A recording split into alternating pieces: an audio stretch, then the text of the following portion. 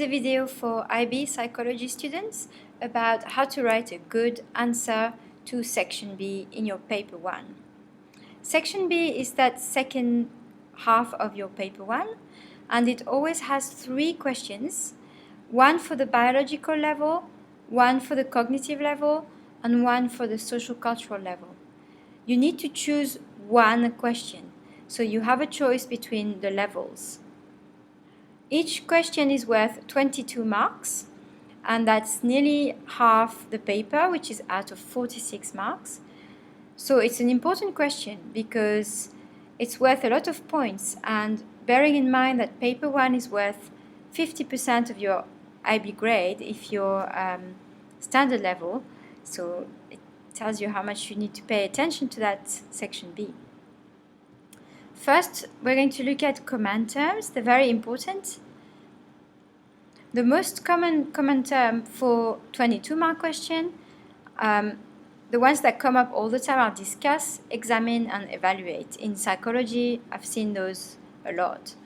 And then sometimes you could have, to what extent, compare and contrast. I must say I've never seen, but you know, it's possible. And finally, occasionally you might get 2 command terms, one lower level and one higher level in the same question. And don't let that confuse you. Really, you need to do the same thing as usual. It's just breaking it down for you. So, for example, this question 5 here has got 2 command terms. Outline schema theory, which is a lower level command term, and evaluate schema theory, which is the higher level one. And I think the only reason there are 2 is so that you don't forget to outline it first. So it's just to break the task down for you, but it's nothing to worry about. It's not that different. So what do you need to do once you've picked a question? Well, I always like to work with Bloom's taxonomy because the rubrics in the IB are very often based on Bloom's taxonomy, which is like a hierarchy of skills. And at the bottom of that pyramid, you can see knowledge and understanding. And that's basically what it says on the tin. So how well do you know the topic? How well do you know the studies? How do you understand what you're talking about? What kind of vocabulary are you using? How elaborate it is, and all these things. And if you look at the mark scheme, you can see that that first bottom of the pyramid is worth 9 marks. They call it knowledge and comprehension here, and knowledge and understanding here. So it needs to be relevant to the question and have psychological research as a backup for the arguments. But we'll talk about that in a minute. So that's worth 9 marks. And then you need to focus on those higher level skills here. And what does that mean? In psychology, it means you need to show that you understand how the studies apply to the question. You need to always get back to that question that you were asked and show that you're answering it with the studies. And you need to analyze the studies. What are the implications? Why are they important? And then that very important part is the evaluation. So you need to evaluate the studies. We don't have time to go into all the detail here, but you really need to show the weaknesses, the common criticisms, and what the studies show, what they don't show, are they successful overall, and always use them as backing evidence for that question. You also need to make sure you discuss the question as a whole. You can't just discuss the studies individually. You need to discuss the whole question, which is the whole point here. This is worth 9 points as well. So if you look at that, application, analysis, synthesis, evaluation. These are the exact words used in Bloom's taxonomy. So you can see how important it is to understand that pyramid.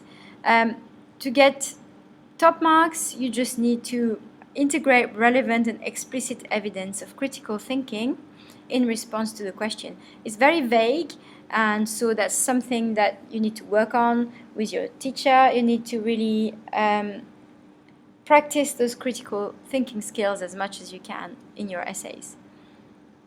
And finally, there are 4 marks for organization. So it needs to be well organized. It's an essay, essentially. So you really need an introduction, a conclusion, and some distinct, clear paragraphs. Also well developed, so you need some detail in there, and focused. You need to not be just waffling on about things that are only vaguely related. So it's the balance between developed and focused is sometimes tricky to achieve, but that's the idea. The studies, that's something students are always very interested in, how many studies they need to use. The answer is that you always need to have studies. You can't hit those top marks unless you have some studies. And it's not just a mention in passing, you need to know them very well. I would say a minimum of 2 for 22-mark questions. And that would need to be good studies that you know inside out. So 2 studies with all the evaluation. But sometimes you probably would need a bit more. So I usually look at the syllabus for that. At the beginning, you have some questions that ask you to explain. These are only 8-mark questions. You would never get a 22-mark question on a simple command term like that. So it's very important for you to understand that. You'll never get a 22-mark question on those. As soon as you see higher level command terms, such as discuss, examine, or to what extent, like here, then you need to think about 22-mark questions, because that's the likely number of points that would be available for those topics. In some cases, it asks you to look at the topic with reference to relevant research studies. And personally, when I see that, I teach 3 studies instead of 2. I always add 1 more study because there's a clear focus on studies and research, and therefore you need a bit more evidence maybe. So that's my personal take on this syllabus. So when you see research studies, do think about having 3. As I said before, studies really need to be used as supporting evidence. You can't just use a study, stick it in the essay for no reason. You always need to introduce it to say, I'm trying to make this point, and this is supported by this study. And at the end, you can say, this study showed that, and then you make your point, okay? Don't just isolate your studies and plonk them in there for no reason. And of course, they need to be relevant. So before you go in the exam, you really need to know what study goes with each question. That you should know by heart. It should come automatically when you see the question. So that's it. I think that should help you a little bit, but you also need to practice those skills a lot. So that's just the beginning of the hard work. Oh, I forgot to say that I would recommend about 800 words for a part B.